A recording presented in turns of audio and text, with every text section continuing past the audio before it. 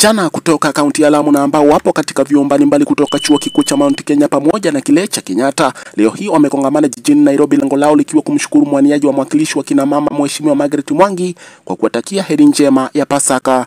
Ujumbe wa heri ya Pasaka kutoka kwa mwaniaji wa kiti cha kina mama 2027 kaunti ya Lamu. Wana Lamu ninao waheshimu na kuwadhamini katika kipindi hiki adhimu cha Pasaka, na watakia nyote heri njema, amani na baraka tele. Pasaka ni wakati wa kutafakari juu ya upendo, msamaha na matumaini mapya. Ni fursa ya kuungana kama jamii na kuimarisha mshikamano wetu.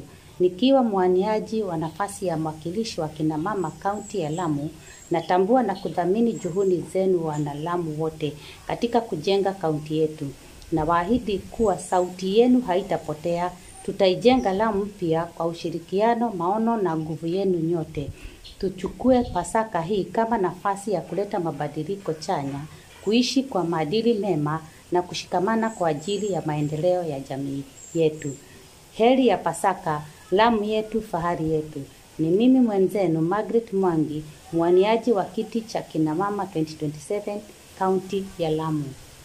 Vijana hao wakiongozwa na mwenyekiti wao Peter Mugambi wamepongeza hatua hiyo ya mheshimiwa huyo na kusema kuwa iwapo vijana wataungana kwa pamoja nyakati hizi, huenda mambo yakang'aa hata zaidi. Sisi kama vijana specifically Gen Z from Lamu County tumeweza kuungana na kuform coalition, and this coalition specifically tuna focus na kusupport any leader who is ready to support we as young people, because for a very long time sisi kama Gen Z Lamu County tumekuwa tukitupiliwa mbali sana na tunachukuliwa tu muhimu wakati tu wa siasa, tunachukuliwa, tunabeba, tunazungushwa huku na huku ili kupatia, tunatumiwa kama daraja ili kuvukisha tu mheshimiwa fulani kwenye uongozi. Na akifika pale kwenye uongozi, sitaki kutaja kiongozi yote, lakini akifika pale kwenye uongozi unakuta ametutupa kabisa. Tunakuta kama ndugu zetu, kama mimi na ndugu zangu ambao walikuwa katika active politics kwa uchaguzi uliopita, lakini walipewa ahadi nyingi, lakini zile ahadi zinakuwa ni bure, kwa sababu baada ya kiongozi kuingia katika uongozi inakuwa ni kwamba ni kama hatuonekani, tunaonekana kuwa bure. Na sasa hivi tumeweza kuform coalition na tuko na kikundi chetu pale kwenye mtandao, na tunaweza kujadiliana vipi ambavyo tutaweza kuungamua na kujua kwamba huyu kiongozi ana malengo mazuri na sisi. Kwa mfano kama saa hii tunaweza kwa ile coalition yetu tuko na kiongozi mmoja peke yake ambaye tunamsupport, ambaye ni Mama Margaret Mwangi, ambaye Mama Margaret Mwangi kile ambacho sisi kama Gen Z tunafanya tumsupport ni kwa sababu ya jambo moja tu. Huyu Mama Margaret Mwangi ameweza kutuambia sisi kama Gen Z tukimsupport na wale ambao tuko na matamanio la kuleta mabadiliko, change in our county, ameweza kutuambia tuungane kama Gen Z alafu tuweze kuproduce our leaders.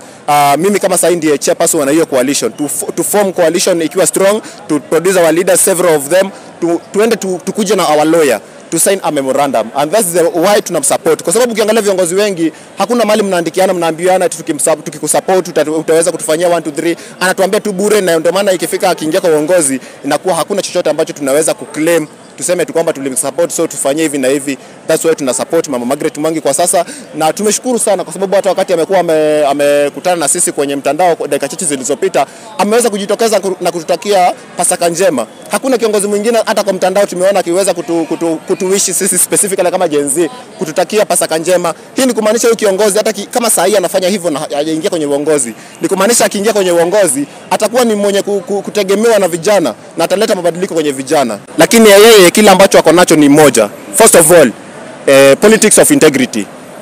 Unajua hakuna wakati kuongea kweli. Viongozi wengi wamekuwa kipiga siasa na pesa. Unakuta kwa mfano kiongozi anakuja na kuita, anawaambia mtanisupport, ndio nitawasupport, alafu anawaambia nitawapea 50-50.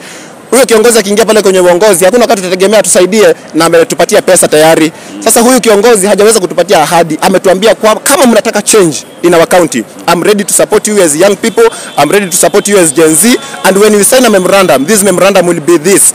Mkisaini memorandum kwamba mnanisupport, na Mungu ajalie ikifikia 2027 nipoweza kupata hii kiti, nitaweza kwa mfano kama sisi vijana kwenye ofisi yake atachukua vijana 10 bila kubagua, vijana 10 kutoka kila maeneo la Lamu County atupatie kazi. Unaona mfano? Kuna wale wenzetu maybe mtu hakubahatika kusoma mpaka ile kiwango, alifikia maybe darasa la 6, ameweza kupatia ahadi kwamba hata kama umefikia kiwango gani cha masomo atakaweza kwa mfano kama kuna hizi polytechnic ambazo ziko maeneo yetu kama hapa Mpeketoni, kuna ile nyingine kwa Baharini na sehemu zingine za Lamu County. Unakuta ni vyumba tu zimejengwa lakini hazina wakufunzi pale. Ameweza kuahidi kwamba kwa hizo polytechnic ataleta watu wenye umaarufu na wenye ujuzi na kupatia wale vijana wetu ujuzi ili kila kijana aweze kujitegemea.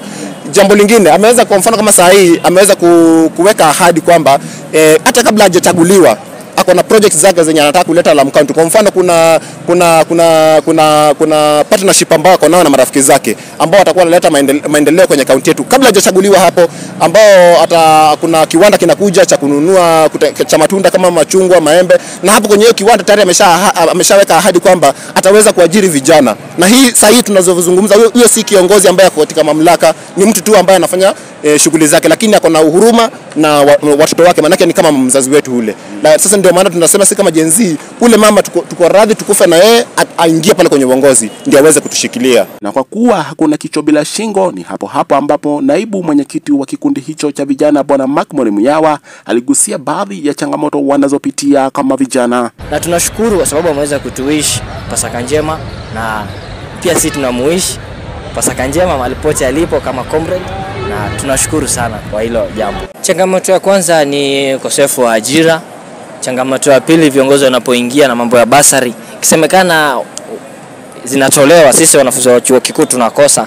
Inakuwa sasa ni challenge nyingine kubwa sana. Unakuta sasa tuseme kama kwa semester unalipa kama 60k, inakuwa ni ngumu mzazi kurudi kwa mfuko.